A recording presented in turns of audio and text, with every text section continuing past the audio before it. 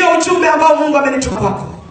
Jina langu naitwa Isaya Chamsa. Kwa niaba ya waandishi wa habari wenzangu, tunayo kila sababu ya kumshukuru Mungu kwa kutuweka hai mpaka kufikia siku ya leo. Wapo wengi ambao walitamani kufikia leo, baadhi ya ndugu zetu, lakini hatunao katika sayari hii ama dunia hii. Kwa bahati mbaya wamelala mauti, basi hatuna la kusema.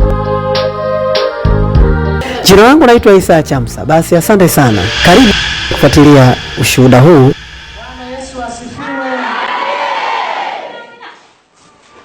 Ninamshukuru Mungu kwa ajili ya siku ya leo. Amen. Jioni njema aliyokuleta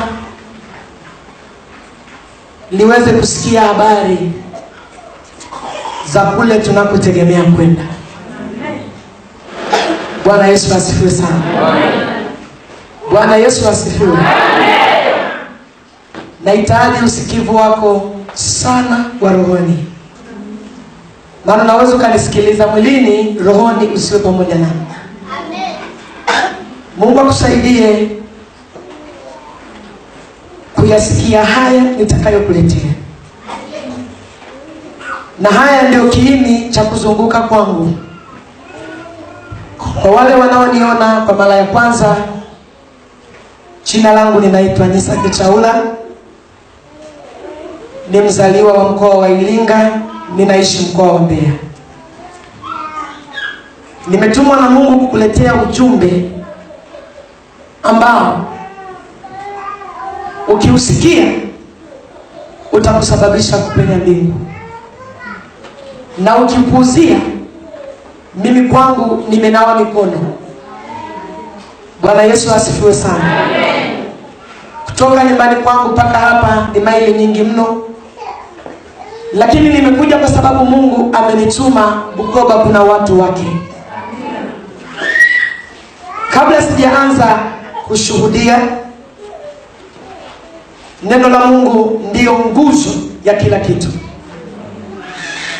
Nasoma neno la Mungu, sihubiri katika hilo, nasoma katika utangulizi, katika vitabu viwili, kitabu cha Daniel na kitabu cha Ufunuo wa Yohana. Daniel mlango wa 12 mstari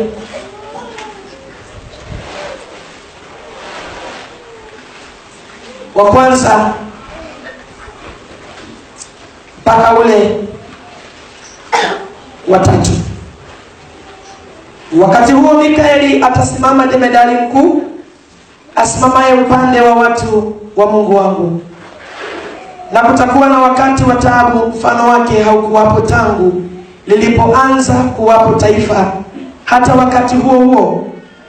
Na wakati huo watu wako wataokolewa, kila mmoja atakayeonekana ameandikwa katika kitabu kile. Tena wengi wa hao walalao katika mavumbi ya nchi wataamka, wengine wapate uzima wa milele, wengine aibu na kudhalauliwa milele. Na walio na hekima watang'aa kama mwangaza wa anga, na hao waongozao wengi kutenda haki watang'aa kama nyota milele na milele. Kitabu cha Ufunuo wa Yohana mlango wa 20. Ufunuo wa Yohana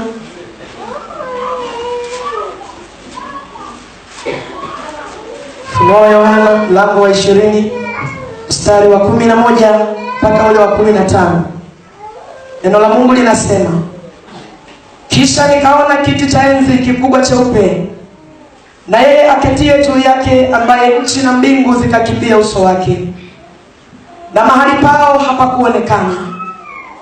Nikawaona wafu wakubwa kwa wadogo wamesimama mbele ya hicho kiti cha enzi, na vitabu vikafunguliwa, na kitabu kingine kikafunguliwa ambacho ni cha uzima.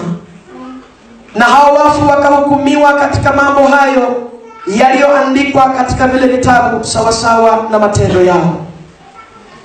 Bahari ikawatoa wafu waliokuwamo ndani yake, na mauti na kuzimu zikawatoa wafu waliokuwamo ndani yake. Wakahukumiwa kila mtu kwa kadri ya matendo yake. mauti na kuzimu zikatupwa katika lile ziwa la moto. Hii ndiyo mauti ya pili, yani hilo ziwa la moto. Na iwapo mtu yeyote hakuonekana ameandikwa katika kitabu cha uzima, alitupwa katika lile ziwa moto. Baba, katika jina la Yesu, nimesimama mwanao mbele ya watu wako hawa kuleta kile ambacho Yesu umenituma kwao. Ninahitaji neema yako ya kueleza, Mungu, maana ninaweza nikaeleza na nikapalia makaa vichwani mwa watu, moto usiozimika. Nipe lugha nyepesi, Mungu. Nipe maneno mazuri, Mungu. Yamkini wakashindwa kunielewa kwa ajili ya lugha yangu. Bwana Yesu, ninahitaji huruma yako jioni ya leo. Ninahitaji uwezesho wako jioni ya leo, katika jina la Yesu Kristo wa Nazareti aliye hai. Roho Mtakatifu, agano lako na mimi ni kuwa pamoja nami kila nisimamapo. Simama Mungu, eleza siri hii kwa watoto wako. Simama Mungu, eleza magumu haya kwa watoto wako yawe mepesi. Ni nani wa kutuponya kama si wewe Bwana? Ni nani wa kutuhurumia kama sio wewe Mungu? Akili zetu zimezoezwa mambo ya kawaida. Mungu, ninaomba huruma yako jioni ya leo. Huruma yako jioni ya leo juu ya binti huyu. Huruma yako jioni ya leo juu ya baba huyu. Huruma yako jioni ya leo juu ya mama huyu. Mungu, katika jina la Yesu wa Nazareti, jidhihirishe kwake kama baba. Jifunue kwake kama Mungu mwenye huruma. Funua ukweli huu Mungu aweze kujua. Bwana Yesu, ninahitaji neema yako sasa. Ninahitaji Bwana ukamate kinywa changu katika jina la Yesu. Wako wengine watakaosikia kwa kupitia mikanda hii. Mungu, usipungukie neema yako. Shetani usiyetamani watu kuona wanaingia mbinguni, shetani unayesababisha roho ya ukaidi, shetani unayesababisha roho ya ugumu, huna mahali pa kupeleka wana wa Mungu. Huna mahali pa kupeleka kanisa. Toka kwa jina la Yesu, kwa huyo kijana, kwa huyo binti, roho ya kutakuamini toka kwa jina la Yesu. Mungu, ninaita pendo lako. Bwana Yesu, ninakuhitaji. Anza nami, maliza nami Bwana, kwa utukufu wa jina la Yesu. Amen.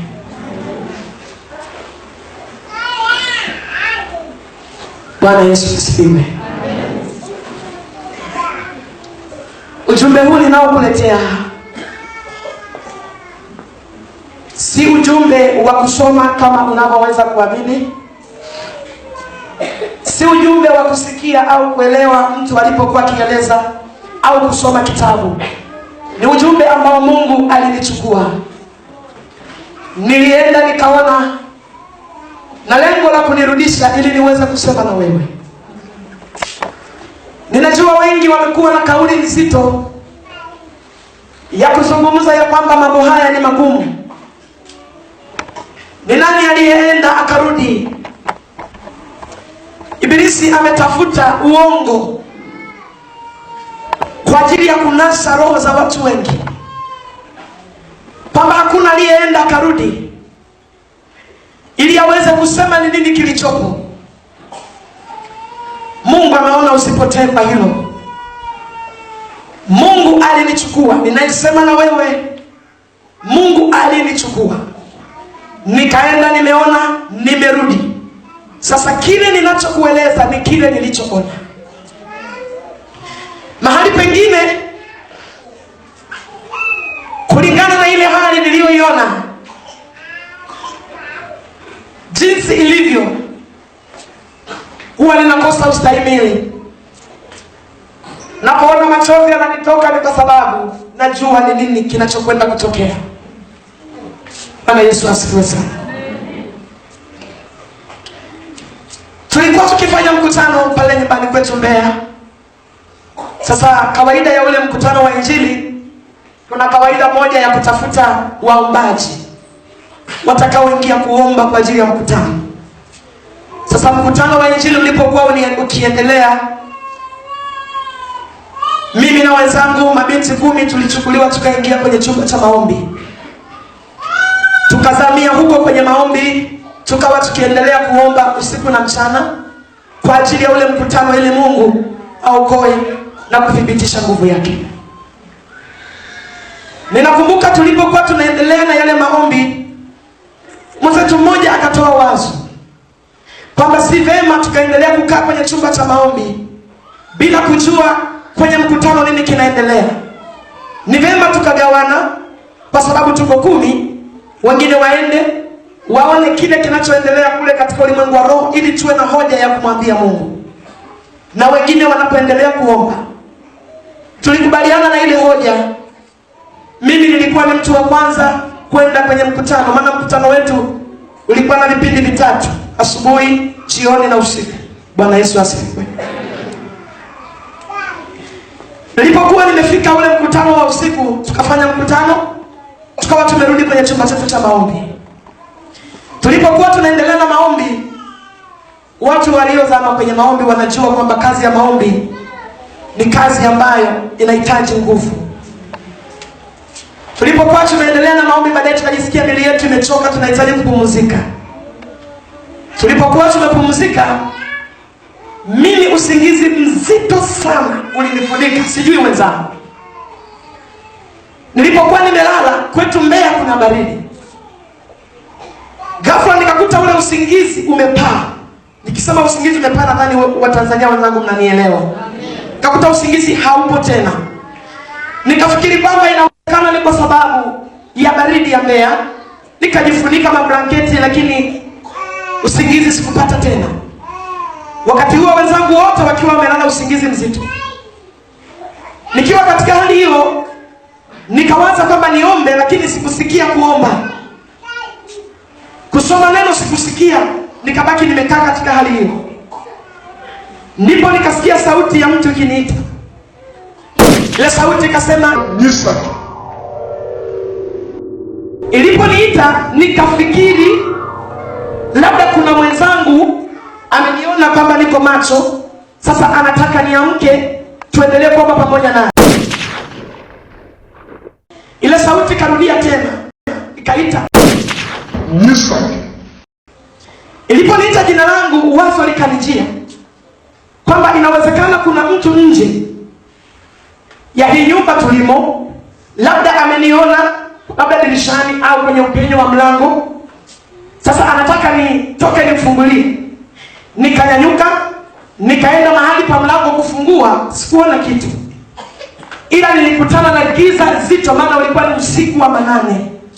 Hakuna hali yoyote ya watu kutembea wala wanyama, ni hali ya utulivu, hali ya usiku, giza limefunika nchi. Nikafunga mlango, nikarudi tena kukaa pale. Ile sauti ikaniita tena mara ya 3. Yes, sir. Iliponiita mara ya 3, nikaitika.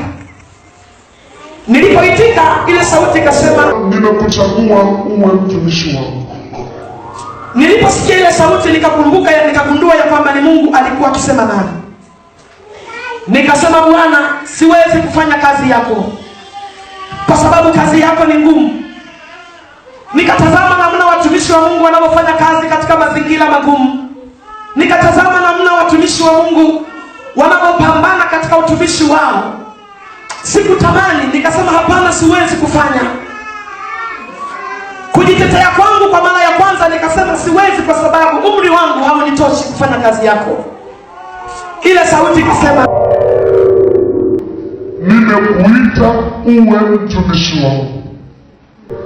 Mkumbuke mtumishi wangu Yeremia Nalimuita tangu tumboni mwa mama yake. Hakufanya ile kazi kwa sababu alizoea, alifanya kwa sababu mimi Mungu nilikuwa ndani yake. Pamoja na ile sauti ya Mungu kusema nami hivyo, nikasema Bwana, tafuta mtu mwingine, mimi siwezi.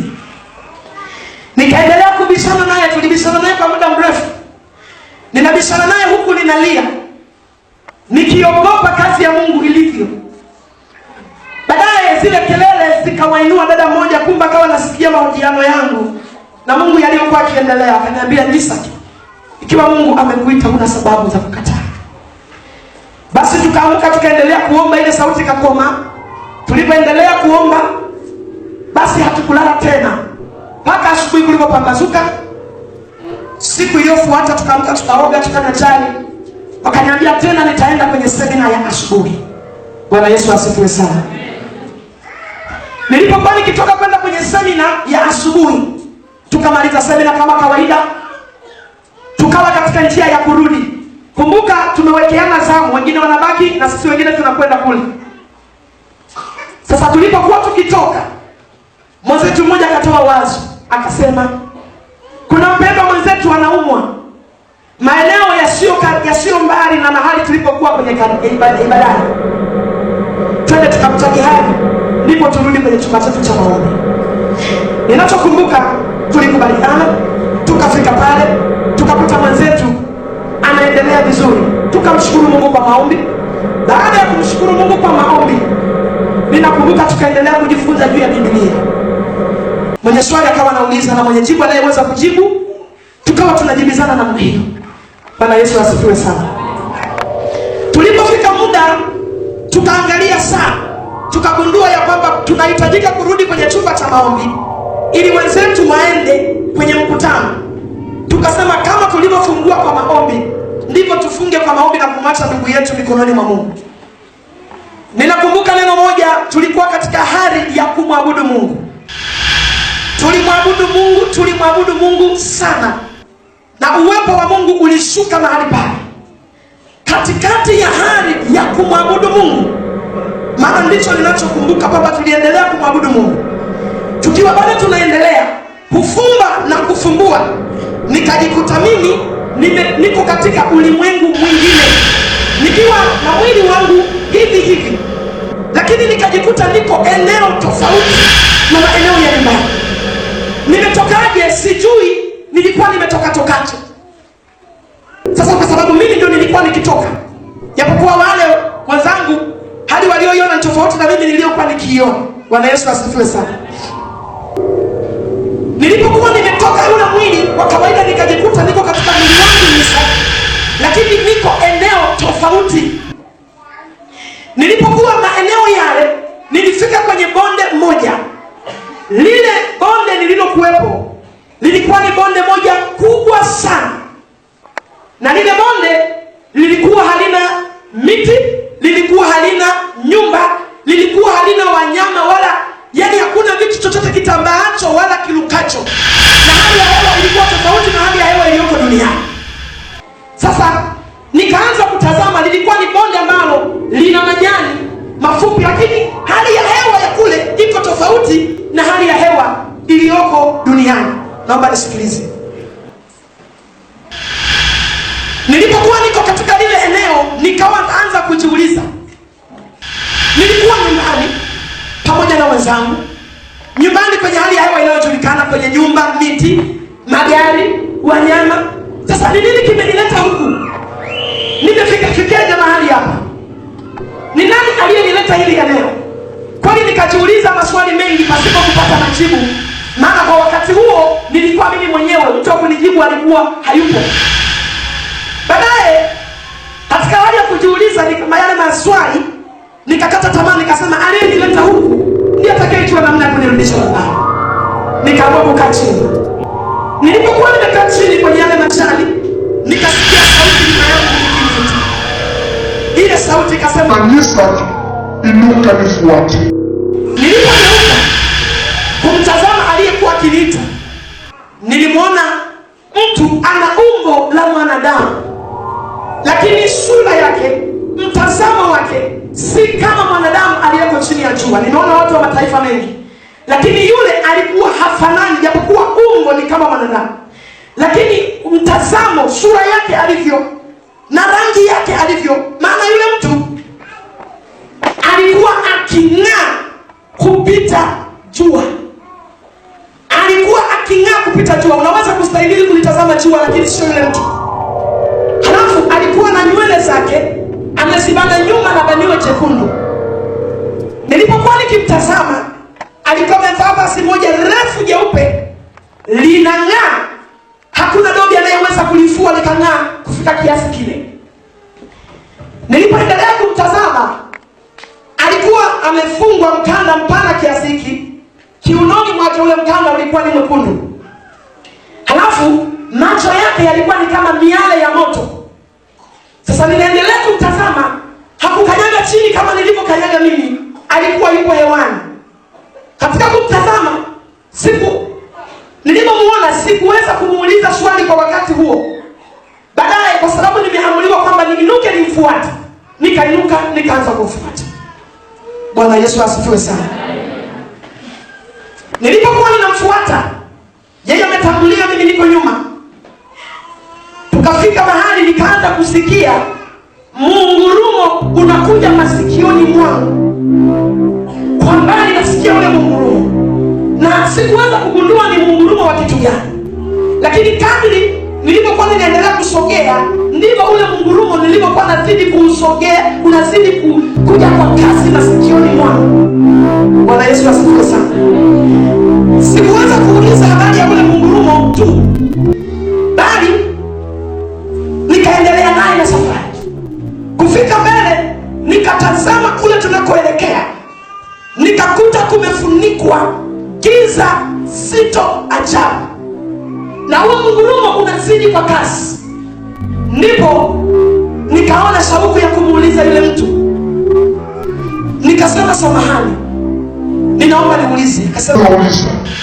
Nikasema lile giza ninaloliona na huo mungurumo ninaovisikia vinasababishwa na kitu gani kwamba vitokee?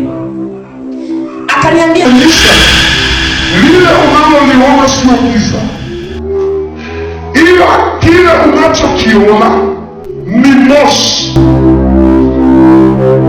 Huo mungurumo unaosikia na huo moshi unaoona vinatoka sehemu ya jehanamu. Watakapokwenda kutupwa wanadamu waliokufa katika dhambi baada ya dunia kukunjwa kama karatasi. Niliposikia neno jehanamu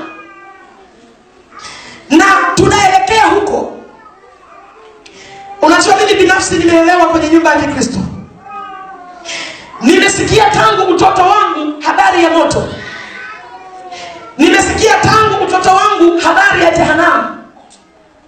Lakini nakuhakikishia, nilikuwa siamini kama kweli jehanamu ipo. Nilikuwa na waza kwamba Biblia inasema Mungu ni mwenye huruma. Atawezaje kuchoma watu aliowafanya? Na ulimwengu watu ni wangapi? Nikichukua Tanzania, nichukue bara la Afrika, nichukue mabara yote, je, Mungu atawezaje kuangamiza hao watu aliowafanya mwenyewe, na kwa ukubwa wa moto kiasi gani? Ndicho kitu kilichokuwa kimenijenga kabla ya kwenda kuona hiyo jehanamu. Na haya mawazo ndiyo yaliyofunika dunia ya leo. Kuna watu hawaamini ya kwamba jehanamu ipo. Nilikuwa nikiamini kwamba wazungu waliokuwa wakiandika Biblia walisema moto ili watu waogope kutenda dhambi. Ndivyo nilivyokuwa nikiamini kwamba si kitu halisi, ila wameweka kwamba wakisema kuna moto watu waogope. Ndugu yangu, naomba unisikilize. Inawezekana ulikuwa na mtazamo kama mtazamo niliokuwa nao mimi, kwamba moto haupo na Mungu anawezaje kuteketeza watu. Na nyakati za leo kuna imani nyingi potofu ambazo shetani anatumia kupoteza watu wa Mungu, zinapinga kwamba hakuna jehanamu. Lakini mimi nakwambia ya kwamba ninaye ninayesema na wewe, nimekwenda nimerudi, ninaomba unisikilize. Nilipokuwa nimesimama hilo eneo, nikawaza sasa kwamba inawezekana nimekufa. Sasa ninapelekwa sehemu ya jehanamu, inawezekana nimetenda dhambi. Nikadondoka miguuni mwa yule malaika, nikaomba sana kwa kulia kwamba yule mtu anirudishe nyumbani. Nikaomba, nikalia, nikagaragara miguuni mwake anisamehe, lakini yule mtu hakunijibu chochote wala hakusema na mimi kitu chochote. Katika hali ya kuendelea kulia, nikanyanyuka. Niliponyanyuka, nikaanza kumfuata kwa lengo la kwamba huyu mtu anisamehe, anirudishe nyumbani, nisiende huko. Nakumbuka ninapozidi kwenda, ule mungurumo ndipo ninapozidi kuusikia, na ule moshi ndipo ninapozidi kuona namna gani unavyotoka eneo kwa uzito usiokuwa wa kawaida. Naomba Roho Mungu anipe lugha na kauli ya kuzungumza na wewe ili upate kunielewa. Nilipokuwa ninamfuata yule malaika kufika eneo fulani, nikasimama hapo. Akili zangu ziligoma hapo, ufahamu wangu ulinyamaza hapo. Ufahamu, hata ungelikuwa ni wewe, ufahamu wa mwanadamu ungeliweza kunyamaza. Kitu nilichokuwa nikikikuta mbele yangu, kitu nilichokwenda kukabiliana nacho mbele yangu, Biblia inasema ziwa la moto, lakini mimi nasema bahari ya moto. Niliona bahari. Ninaposema ziwa, asante Mungu mko karibu na ziwa, mnajua ukubwa wa ziwa na ukubwa wa bahari, wengine wanaujua. Ziwa, ule moto lilikuwa ni bahari ya moto. Na mara nyingine huwa sisemi neno moto, nile inaitwa hasira ya Mungu.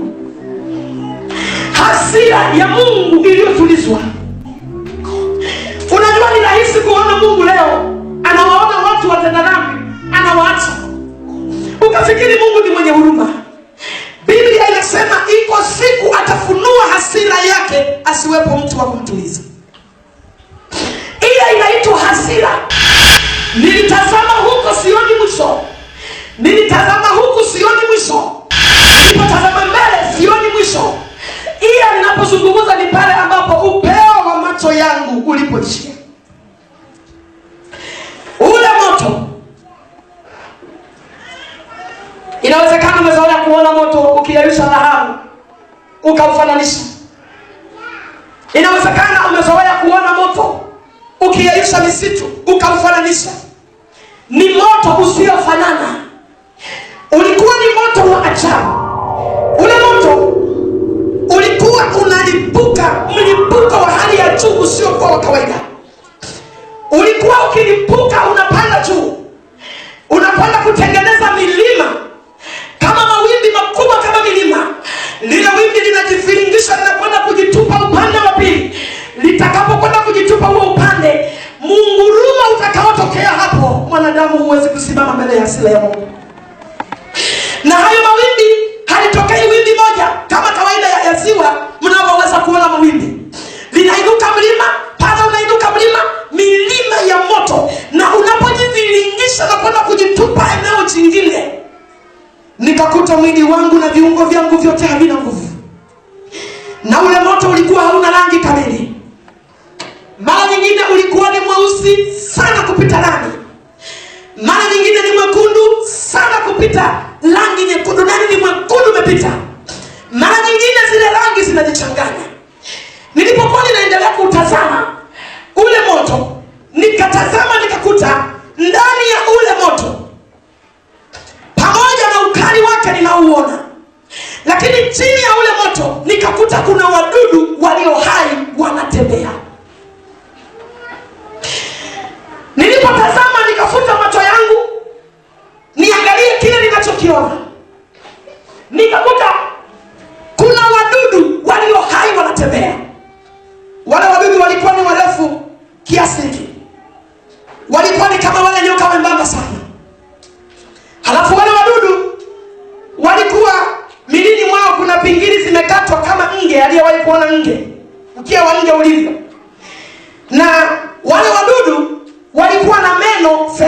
mbili, yaani kwenye mkia ni mdomo na kichwani kuna mdomo kama kawaida. Wanaweza wakatembelea kote na kote, huku ni kichwa na huku ni kichwa. Na ndani ya mdomo mmoja kulikuwa na meno mawili, meno ambayo yana urefu unaofanana na biki. Nilipokuwa nikimtazama wale wadudu, nikakuta wana rangi mbili miilini mwao. Kuna rangi nyeupe inayoendana na weupe, halafu kuna rangi nyingine tofauti na ule weupe. Ndipo nikauliza, ninajua ni sayansi ya ajabu kwa mwanadamu kuona kitu chochote kinaweza kikaishi ndani ya moto. Ninajua mawe mazito yanayeyuka, vyuma vinayeyuka, hakuna kitu kinachostahimili ndani ya moto. Nikashangaa ni kwa nini hawa wadudu wako na wengi kupita hesabu, ni kama mchanga wa baharini. Ni wengi kama mchanga wa bahari, halafu wako hai wanatembea. Kila nikitazama ninakuta ni sawasawa na samaki ndani ya maji, hawezi kudhurika na maji kama unavyofikiri. Nilipoendelea kutazama nikaingiwa hofu, nikamwambia yule malaika, nikasema samahani, ninaomba niulize. Nikasema mbona moto huu ni mkali kiasi hiki? Halafu mbona wale wadudu ni wadudu wa aina gani walio na uwezo wa kustahimili makali ya moto kama yale? Ni wadudu wa aina gani? Akaniambia kwamba nisake hawa wadudu unaowaona ni funza wa jehanamu. Hawa ni funza wa jehanamu, wamewekwa humu kwa ajili ya mateso ya watu watakao kuja kutupwa ndani ya hili ziwa. Wao hawaungui wala hawateketei. Ndipo nikamuuliza, nikasema mbona miili yao ninaona ina rangi? Ni mapambo au ni hali halisi ya miili yao? Akaniambia kwamba yale sio mapambo wala sio rangi. Unapoiona ile rangi iliyo tofauti na weupe wao, ile ni sumu imehifadhiwa kwenye miili yao. Sumu imehifadhiwa kwenye miili yao.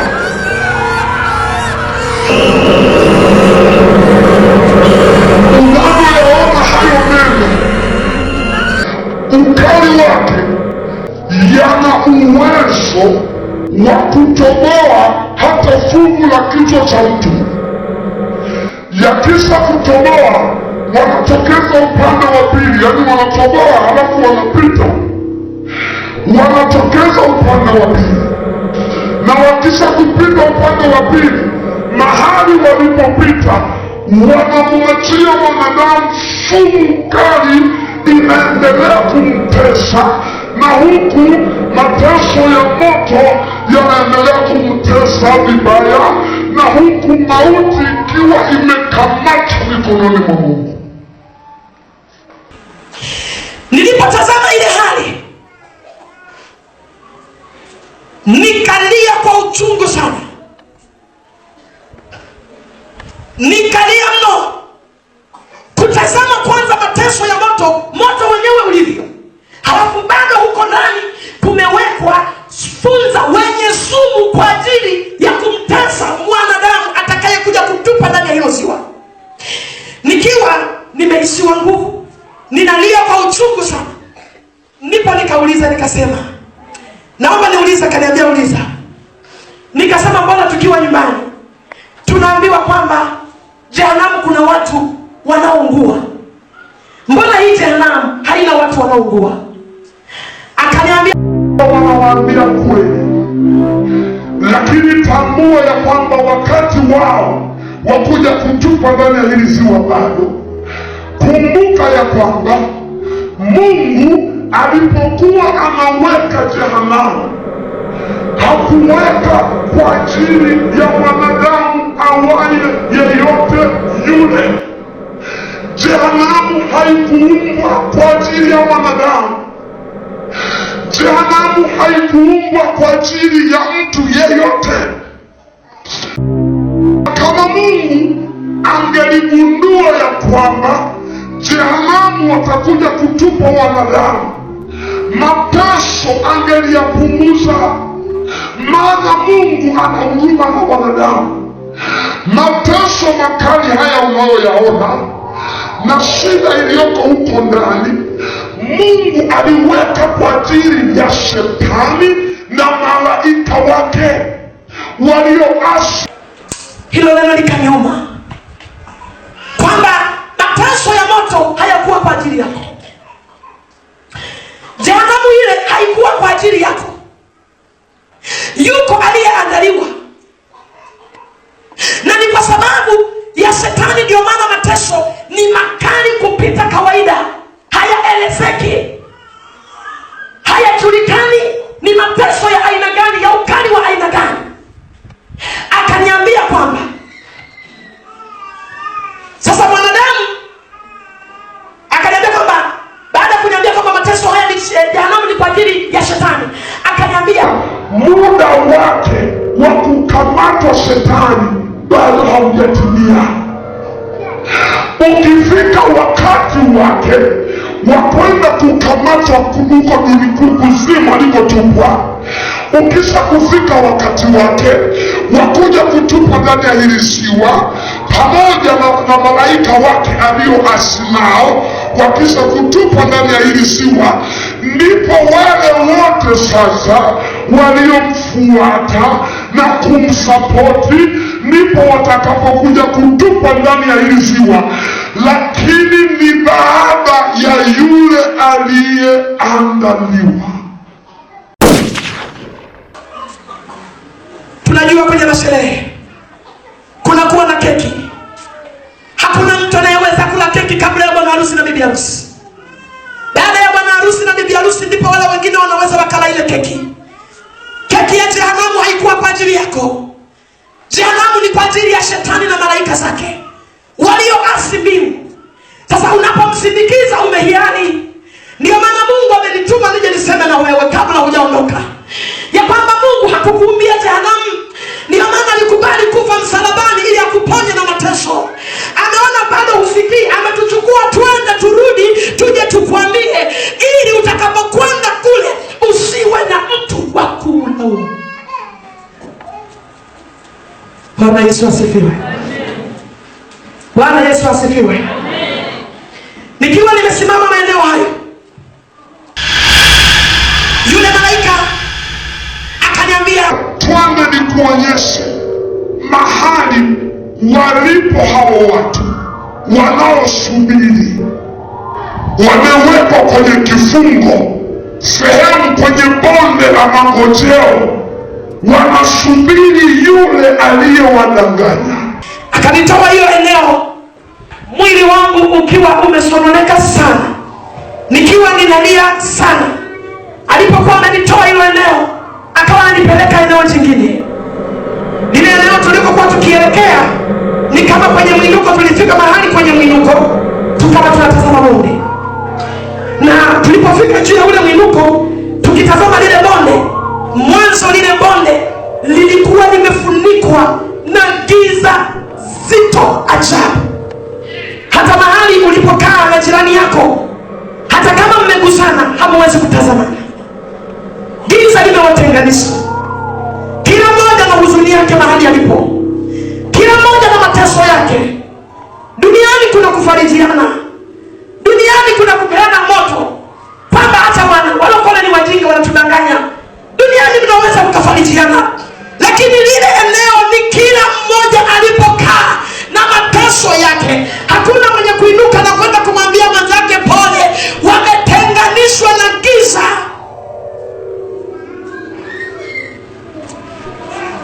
Mungu tukumbuke.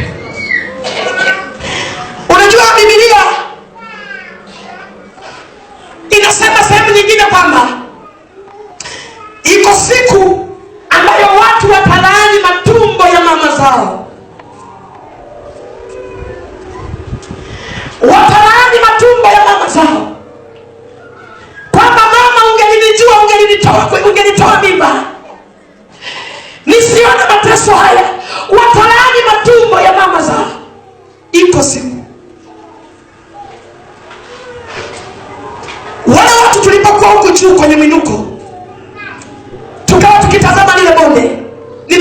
sababu ya giza lililokuwa limefunika, kama jinsi samli linaweza kufunika juu ya maziwa. Sikuona kitu chochote kwa wakati wa mwanzo, ila nikasikia sauti za watu zinazolia. Biblia inatamka neno moja kwamba kilio cha kusaga Mungu. Tangu mbingu na nchi zimekuwepo, hakuna mtu aliyewahi kulia kilio kama kile. Hakuna mtu aliyewahi kulia kilio kama kile. Tangu mbingu na nchi zimewekwa, wale watu wanalia. Nikasikia sauti za watu kutoka kwenye lile bonde, zinalia, sauti zilizokosa matumaini, sauti zilizokosa taraja. Hakuna, zinalia kwa uchungu. Niliposikia nikaona tumbo langu linauma. Ingelikuwa ni amri yangu nisingetamani kuendelea na ile safari tena, lakini ilikuwa juu ya uwezo. Niliposikia ile sauti, ndipo yule malaika akaniambia twende. Tukaanza kushuka kwenye lile bonde. Tulipokuwa tunashuka kwenye lile bonde, ndipo lile giza lilipokuwa likijivuta. Giza likajivuta likaondoka lote. Giza lilipoondolewa juu ya lile bonde, macho yangu yalishuhudia mabilioni kwa mabilioni, wanawake kwa wanaume, matajiri kwa maskini, waliosoma kwa wasiosoma, mabilioni kwa mabilioni. Biblia inasema chochote apandacho mtu ndicho atakachovuna. Umepanda uovu, mavuno yake ni moto wa milele. Watu wengi walipinga, waliandika na vitabu ya kwamba hakuna moto, lakini baada ya kufa kwao wako kwenye moto. Ni ukweli usiopimika. Wale watu mabilioni kwa mabilioni, wenye watu wa kila hali, watu wa kila hadhi, watu wa kila lika, wanasubiri mshahara. Biblia inasema mshahara wa dhambi ni mauti. Nilipowatazama wale watu, nikajisikia uchungu kupita kawaida, nikalia. Wale watu hakuna mweupe hata mmoja, watu wote ni weusi kupita masizi. Hakuna mtu aliye mweupe wala maji ya kunde hayupo mwenye uafadhali. Watu wote wamekuwa ni weusi mno kupita mkaa, na lile sehemu kuna baridi ya ajabu iliyofunika hilo eneo. Na nilipotazama lile eneo, hakuna maji, hakuna hali yoyote ya kijani kibichi. Ni hali ambayo haina matumaini. Nilipotazama nikakuta lile eneo, wale watu waliopo lile eneo, nimekwambia kwamba hakuna maji, halafu hakuna hali yoyote ya kijani kibichi. Unapoona ni sehemu ambayo ni kama jangwa. Huwa ninasema siku zote, unapoona hali ya kijani kibichi hii, jua neema ya Mungu bado haijaondolewa kwetu. Huruma ya Mungu bado iko kwetu. Wale watu nikakuta kila mmoja ulimi wake umevutwa unafika karibu na kifua chake, awe mrefu awe mfupi, ulimi wake umevutwa unafika kifuani pake. Ndipo nilipowatazama wale watu, nikamuuliza bila malaika, nikasema samahani, naomba niulize. Nikasema hawa watu kwa nini ndimi zao zimevutwa namna hii? Ni kwa nini ndimi zao zipo katika hali hiyo, na hakuna unayemuona akiwa katika hali ya amani? Ndugu zangu, ni kweli utafurahi dakika moja ukiwa kwenye uzinzi, utafurahi dakika moja ukiwa kwenye ulevi, utafurahi dakika moja ukiwa kwenye uongo, utafurahi dakika moja ukiwa kwenye hali ya dunia. Lakini kumbuka, anasa ya dunia ya muda mfupi ikusababishia mateso ya milele yasiyokoma, mateso ya milele yasiyo na mwisho. Neno milele maana yake ni endelevu, yasiyo na mwisho. Kwa ajili ya uzinzi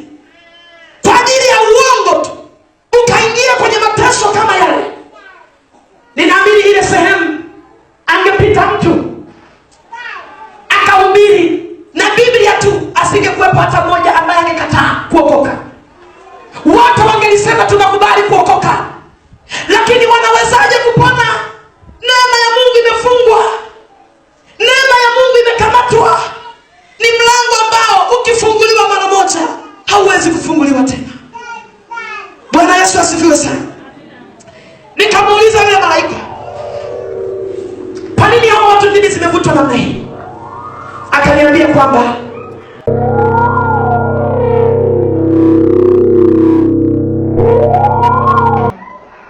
unapoiona hii eneo hakuna maji, hakuna hali yoyote inayoweza kusababisha hawa watu wakanywa maji, na kiu walio nayo ni kiu ya adhabu.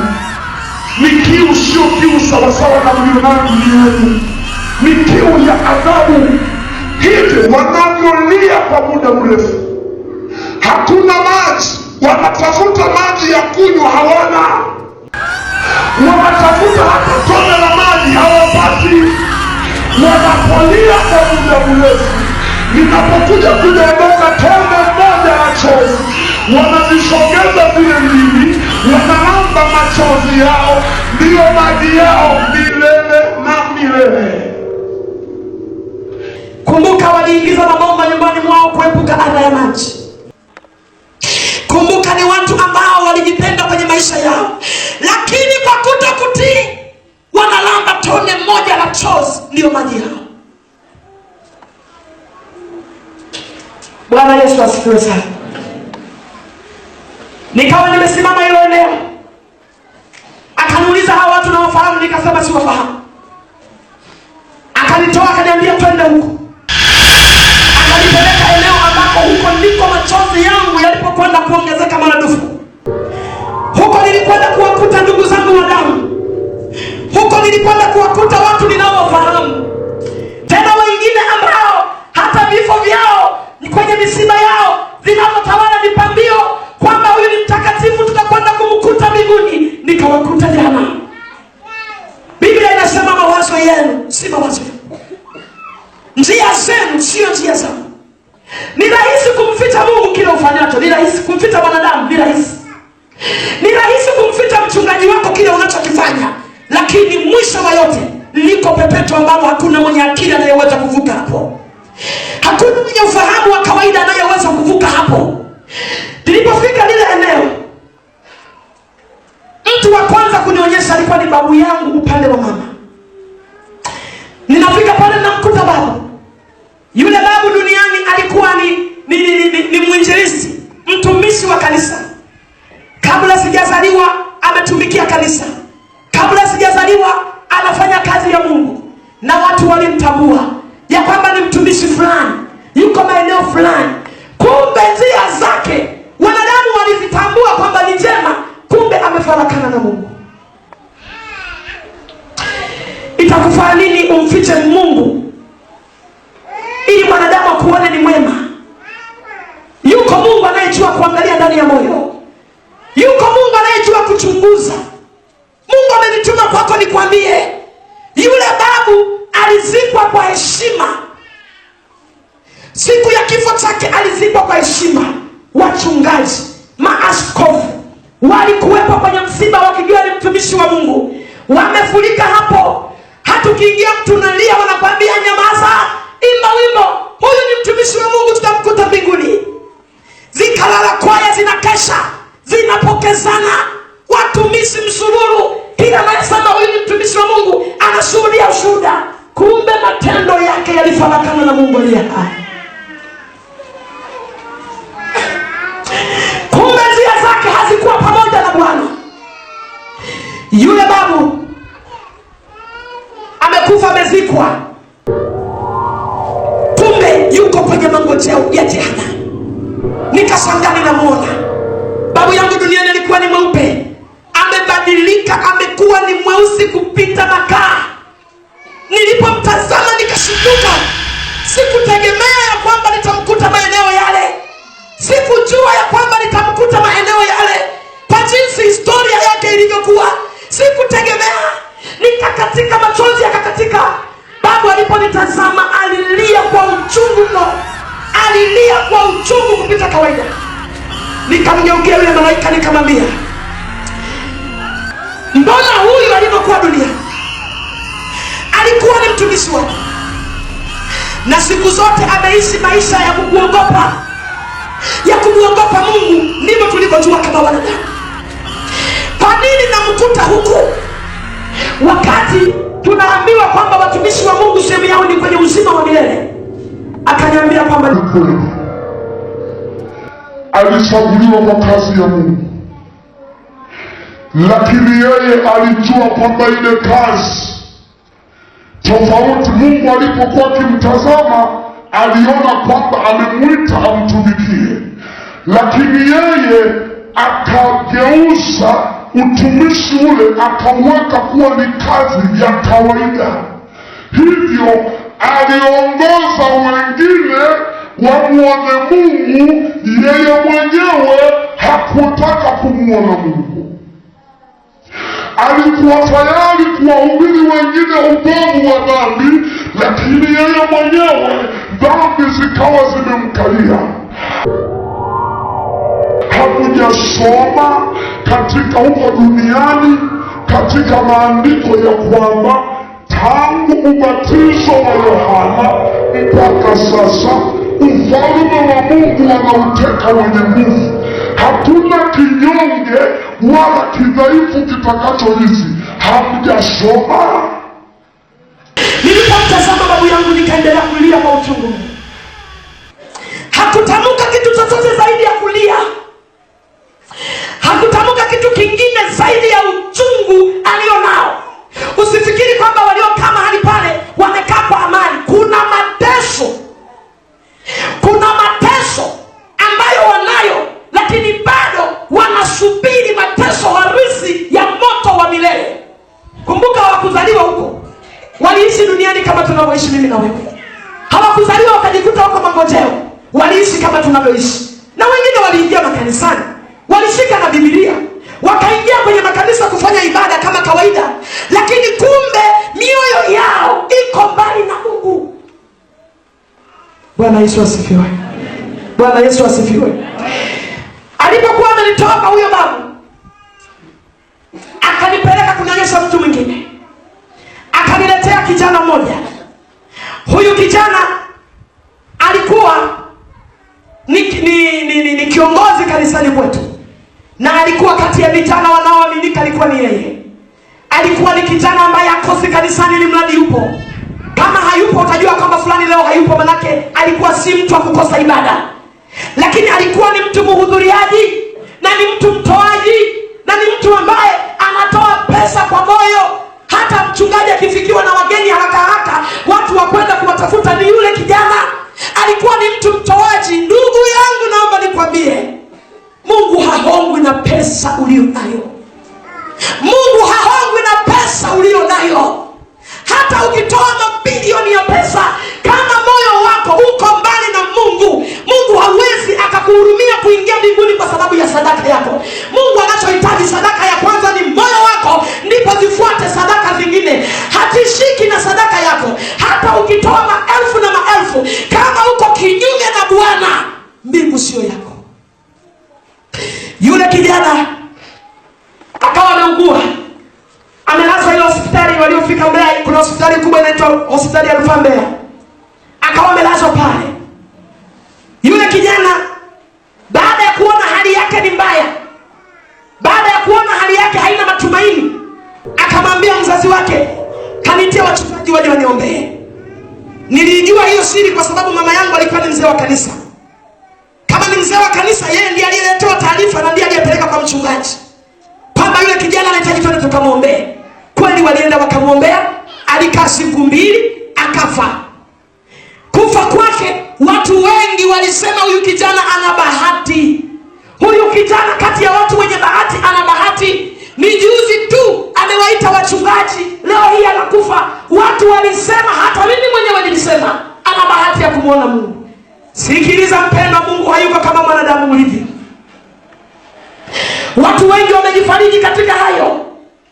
Hata watu wengine wazazi wanaona ndugu zao ni wagonjwa. Hapo mwanzo walimkataa Yesu, bado ni wagonjwa, wanaendelea kumkataa Yesu. Wanasema tuite wachungaji waje waku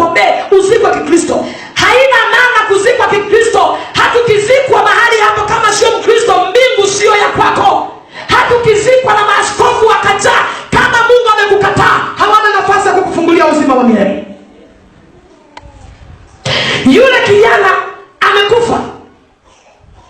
Nikashangaa na kwenda kumkuta sehemu ya magojeo, anasubiri mshahara wake wa kwenda ziwa la moto. Nikamgeukia yule malaika nikauliza, nikasema mbona huyo alivyokuwa duniani aliwaita wachungaji na wachungaji walienda wakamwombea? Mbona watu wengi wanasema ya kwamba mtu yeyote aliyeombewa karibu na kufa ana sehemu nzuri ya kuingia mbinguni? Mbona huyu ninamkuta huku? Yule malaika akaniambia, Isaka, nenda kawaambie ndugu zako duniani. Nenda kawaambie ndugu zako duniani. Mtu yeyote aliyejua kwamba Mungu ni mtakatifu hachangamani na dhambi. Amejua kwamba ukitenda dhambi sehemu yako ni kwenye moto wa milele.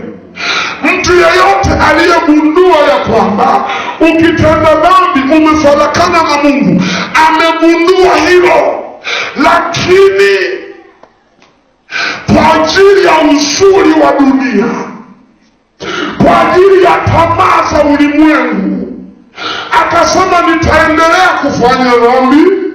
Siwezi nikaacha uzinzi, siwezi. Mimi ni kijana mzuri, mimi ni binti mzuri, pesa yangu inaniruhusu, siwezi kuacha dhambi. Nikiona nimekaribia kufa, ndipo nitakapomwita mchungaji aniombee. Akasema kwangu simpokei. Jinsi ninyi msipopokea vitu vilivyooza, ndivyo na mimi sivipokei. Japokuwa ninamtoa duniani, lakini sehemu yake ni mangojeo ya milele na kwenda jehanamu ya moto.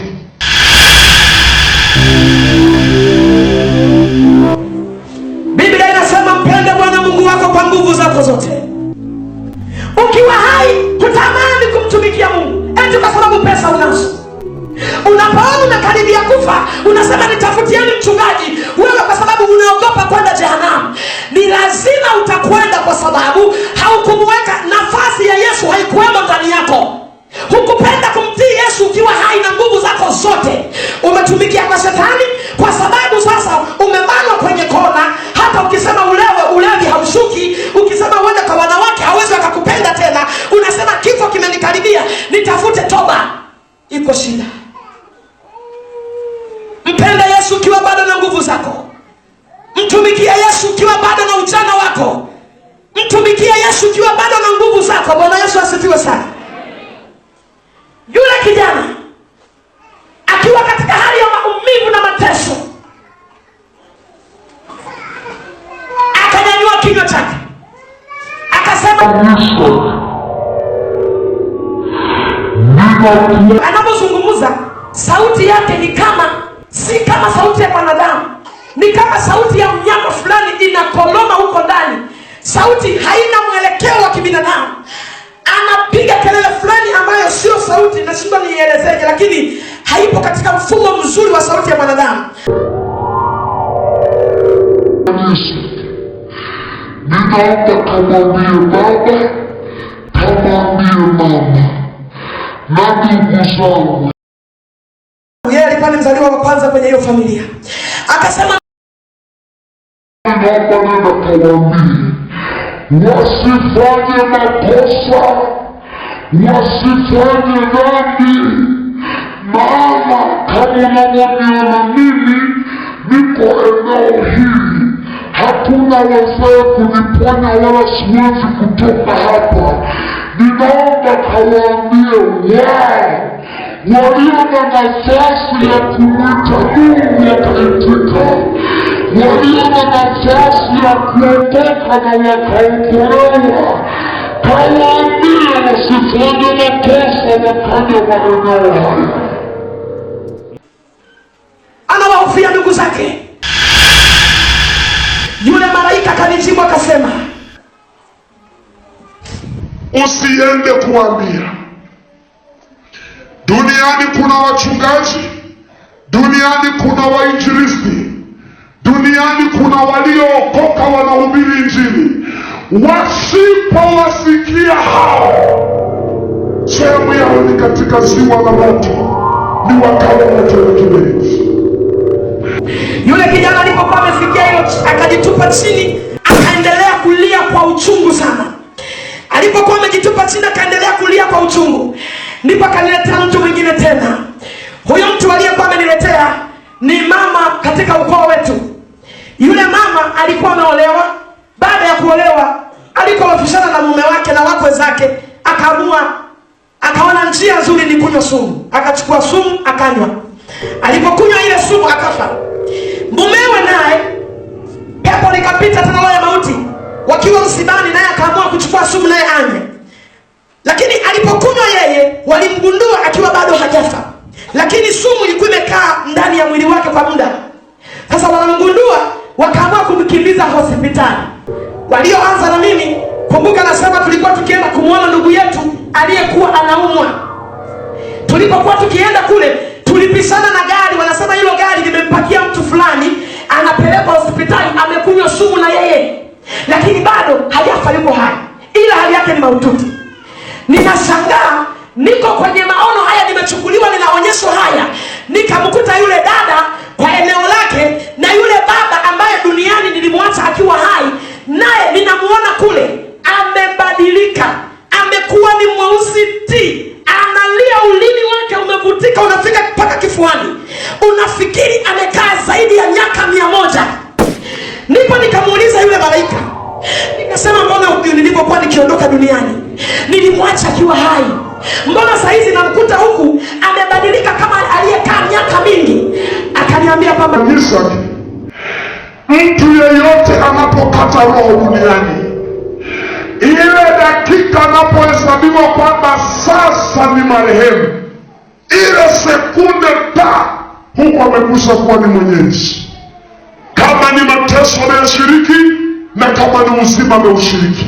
Unavyomuona huyu ni muda mfupi tu tangia naingia, lakini mateso ya mahali pale yamemfanya aonekane kama amekaa miaka 100. Kuna watu ambao hawajafunuliwa, huwa wanatamka mtu akifa msibani, usilie, wanakuwa kama wanafariji watu, usilie, huyu mtu bado anatembea mpaka kizipa, ndipo anapofika kule, bado yuko njiani anatembea, machozi yako yanamzuia. Nataka nikwambie, hizo ni akili za kibinadamu na ufahamu wa kibinadamu, lakini kufika mahali pale ni kufumba na kufumbua. Jinsi unavyoweza kuchezesha kope yako ya macho ni kufumba na kufumbua. Uko mbele ya kiti cha hukumu, unaulizwa ulifanya nini duniani. Usifikiri ni safari ya kutembea kama wengine wanavyofikiri, ni kufumba na kufumbua. Uko kwenye kiti cha enzi, kiti cha hukumu, unaulizwa ulifanya nini duniani. Yule baba amebadilika, unafikiri amekaa hiyo miaka, na laiti angelijua anakokwenda kuko vile, asingethubutu kunywa sumu. Lakini yamefichwa machoni, yamefichwa kama yalivyofichwa kwako unayenisikia leo. Watu wengi wamekuwa wakisema, unajua huyu dada ujumbe wake unatisha mno, ametafuta mbinu ya kutafuta pesa. Wapendwa, yamefichwa machoni pako. Mbinu ya kutafuta pesa sio hii. Ni nani anatamani kuacha watoto wake miezi akawa kutafuta pesa? Hiyo pesa hana na nani? Ni yamefichwa machoni pako, unashindwa kugundua. Ninachotaka nikwambie mpendwa, Roho wa Mungu afunue akili yako, itambue kile ambacho ninasema na wewe. Yamefichwa machoni pako, ndio maana watu wengi wanashindwa kuelewa ukweli, na watu wengi wako tayari waambiwe uongo ya kwamba mbinguni kule hakuna anayeweza kuingia, na wengine wanapenda waambiwe uongo ya kwamba huwezi kuokoka ukiwa hai. Utaokokeje ukiwa hai? Utaokoka baada ya kufa. Nataka nikwambie, ukisikia mtu anakuambia maneno hayo, huyo ni adui, tena ni adui kuliko magonjwa ya ukimwi. Mkimbie, kwa sababu baada ya kifo hakuna kuongozwa sala ya toba. Baada ya kifo ni hukumu. Hakuna wokovu baada ya kifo. Na wengine wana imani za ajabu, na hizi naziita imani za ajabu kweli. Wanasema mtu ukifa katika dhambi, ndugu zako walio duniani wanaweza wakatoa sadaka wakakuokoa kule mahali uliko. Ndugu zangu, hakuna sadaka, hakuna sadaka ya ng'ombe, hakuna sadaka ya pesa, hakuna sadaka ya mali ya aina yoyote inayoweza kukutoa ukishaingia jehanamu. wangelikuwa wametoka. Kama ni hivyo, wengi wangelikuwa wamekimbia kule, ndugu zao wangelikuwa wamewatoa kwa sadaka zao. Iko sadaka moja tu inayoweza kukufanya usiingie jehanamu, ni sadaka ya damu ya Yesu peke yake aliyekufa msalabani. Hiyo ndiyo inayokufanya ukashindwa kuingia ile sehemu ya mateso. Bwana Yesu asifiwe sana. Akaendelea kunionyesha watu wengi, nipendelea kunionyesha. Akafika sehemu akaniambia, Nyisake, umeyaona haya? Nenda nyumbani kawaambie ndugu zako. Kweli nikajikuta nimerudishwa kama nilivyokuambia, ni kufumba na kufumbua. Nikawaambia ndugu zangu, nilivyowaambia nikaenda sehemu ya semina nikawaambia. Baada ya kuambia, tukarudi tena kwenye maombi.